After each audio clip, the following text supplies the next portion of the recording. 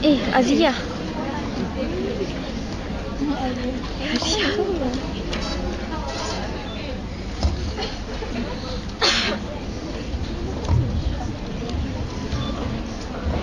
I am for you. Kisah ini menceritakan tentang sepasang suami isteri yang bernama Rokiah dan Ismail yang tinggal di kampung Lubuk Merbau di Kuala Kangsar, Perak. Mereka tinggal bersama ibu bapa Ismail iaitu Mak Timah dan Pak Usuk. Selepas setahun, Rokiah hamil anak pertama dan usia kandungannya berusia 37 minggu. Mak Timah sangat berpegang teguh dengan adat resam nenek moyangnya dan lebih percaya bidan Me'uk iaitu seorang bidan kampung untuk menyambut kelahiran cucunya itu. Mak Timah melarang sama sekali menantunya untuk menerima rawatan di hospital kerajaan. Malah cukup membenci Misi Ayu kerana beranggapan Misi Ayu mempengaruhi menantunya untuk bersalin di hospital. Apakah kesudahan cerita ini? Mari kita saksikannya. Di ruang tamu rumah. Yang jadilah.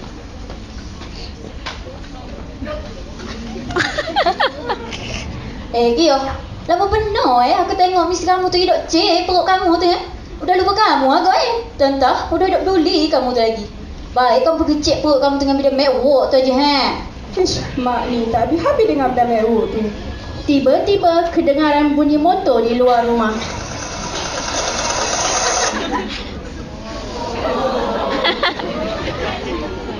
Assalamualaikum.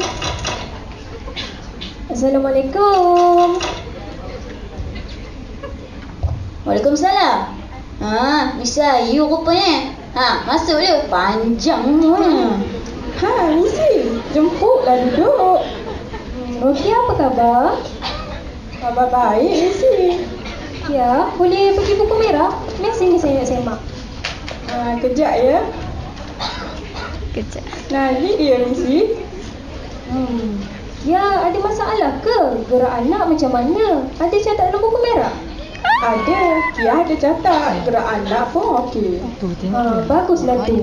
Tapi kenapa Kia dah lama tak datang klinik? Allah, tak pergi klinik pun sihat aja tu Dulu Mak Timah okey aja, beranak sampai 10 orang. Sihat aja semuanya. Itu dulu, sekarang lain. Tak apa Mak Timah. Saya periksa Kia dulu ya. Jom Kia kita cek perut kat dalam. Marilah Misi.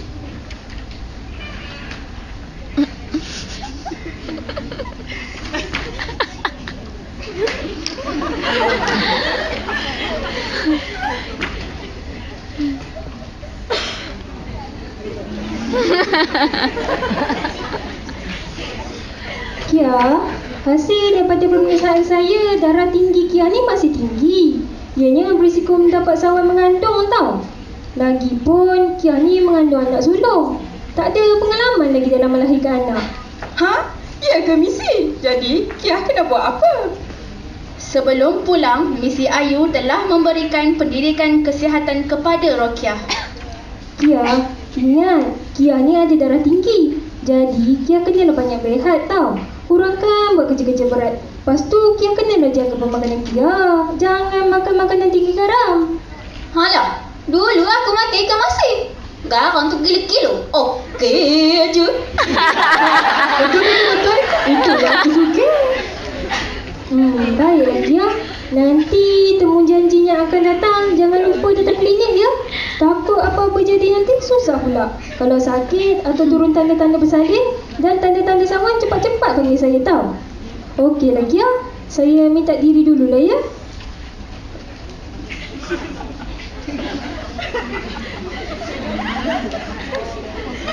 Assalamualaikum. Waalaikumsalam.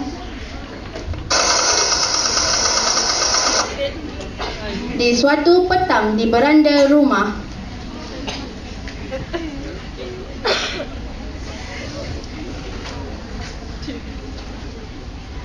kesiannya bini abang ni dah syarat mengandung pun buat kerja lagi. Allah, mak dulu pun macam Kia juga.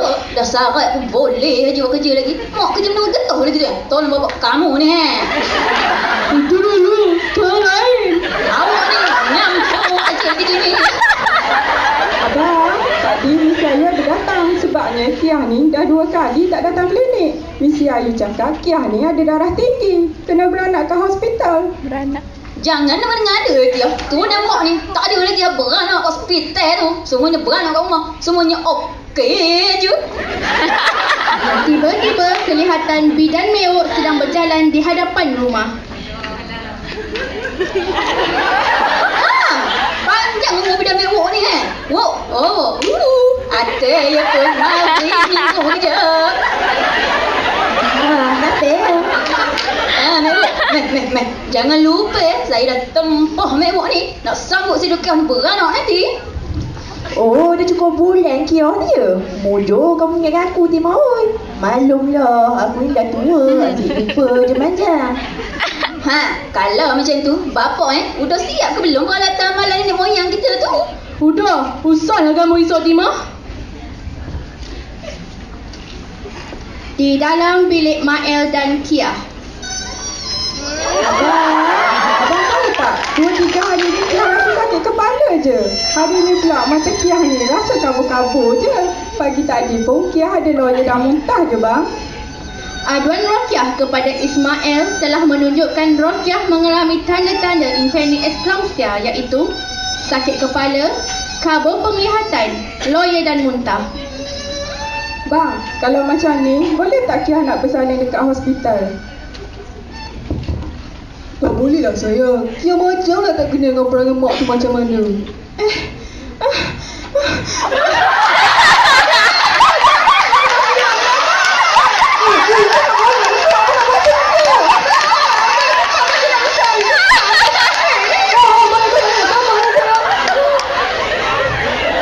Kamu ni Mak mana Ya mak, Rokia nak beranak lah ni. Mak nak pergi panggil Miss Ayu je.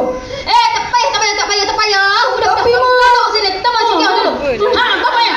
Cakap apa lagi? Baiklah Timah. Ya. Kamu siapa hari ni? Kamu tak suka bapak kamu tu panggil saya mewah tu kan? Tidak lama kemudian, Pak Usup dan bidan mewok pun sampai dengan tergesa-gesa. Assalamualaikum. Waalaikumsalam. Mewah. Katanya lambat benar sampainya. Ni Kia punya. Udah nak sampai dah ni. Belum dah buka ke belum? Timah, kain kuningnya mana?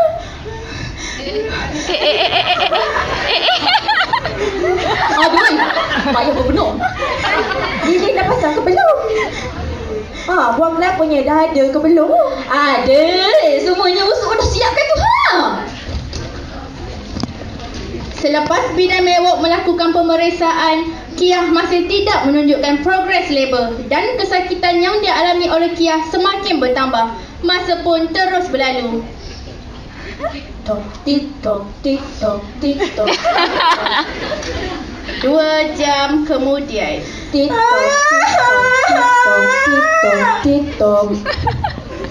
4 jam kemudian. 6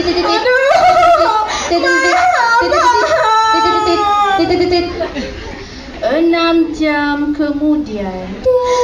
4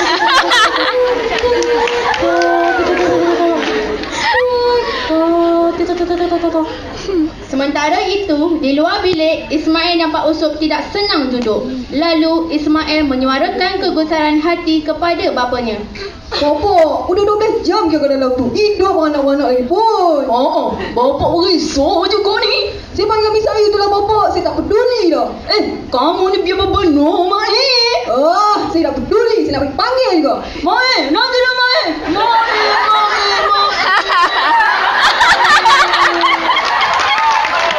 Tidak lama kemudian, kedengaran bunyi motor di luar rumah. Ismail dan Misi Ayu sampai dengan tergesa-gesa. Waalaikumsalam. Mesti. Ya, ada kat dalam tu, Kenapa tak panggil saya awal-awal Mak Timah? Dah berapa lama si Kia ni sakit? Biar saya periksa Kia dulu. Kain kuning ni nak buat apa? Dah 12 jam si Kia ni sakit, Misi Ayu melakukan palpasi abdomen dan pemeriksaan denyutan jantung fetus. Sakit Misi. Ni air ketumban dah jadi warna hijau ni. Anak dalam perut Kia ni dah lemas ni. Anak belum mati. Kia pun dah ada tanda sawan ni, Mak Timah. Mak Timah, Mek Wok, kita kena cepat ni. Kita bawa Kia ke hospital. Cik Mai, cepat. Kita bawa Kia ke hospital.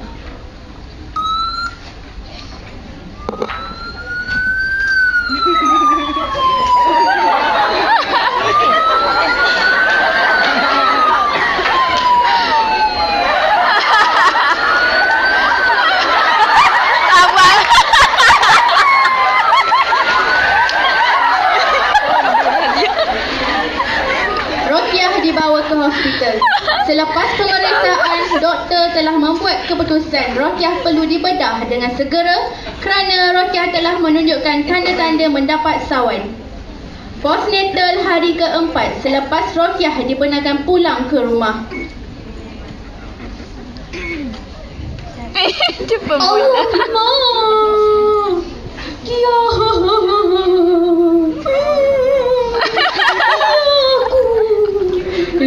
Timah, kamu nangis sampai aku budak je aku tengoknya.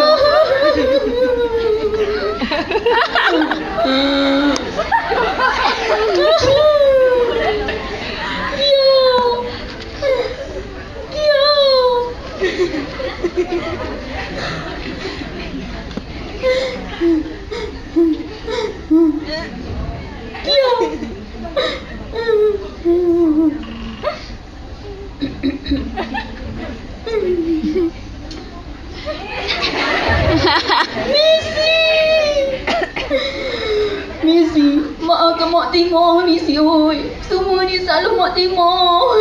Missy, Mek Wok pun nak minta maaf juga lah Missy. Semua ni pun salah Mek Wok juga. Pas ni, Mek Wok nak bersara lah jadi bidan ni.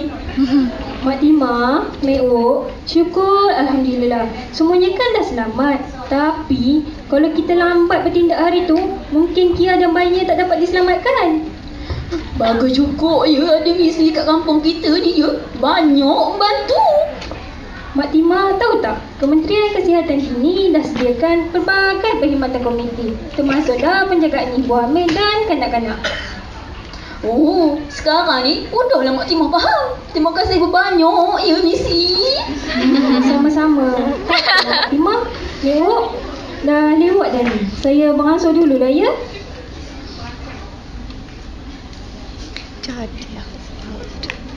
Kia, saya beransur dulu ya. Terima kasih Missy. Sama-sama. Kesimpulannya, berdasarkan cerita yang dipaparkan tadi, sebagai seorang jururawat yang dedikasi, aspek utama yang perlu ada dalam diri adalah komunikasi yang berkesan berserta dengan ilmu pengetahuan yang luas agar pesakit dan masyarakat yakin untuk menerima maklumat yang disampaikan. Selain itu, penerangan yang jelas tentang masalah yang dihadapi serta kepentingan penjagaan antenatal terutama kepada ibu yang berisiko tinggi perlulah diambil berat. Akhir kata, kita perlulah berfikiran positif kerana ianya mampu membentuk khasiat diri kita untuk menjadi jururawat yang cemerlang, gemilang dan terbilang dalam memikul tanggungjawab terhadap masyarakat.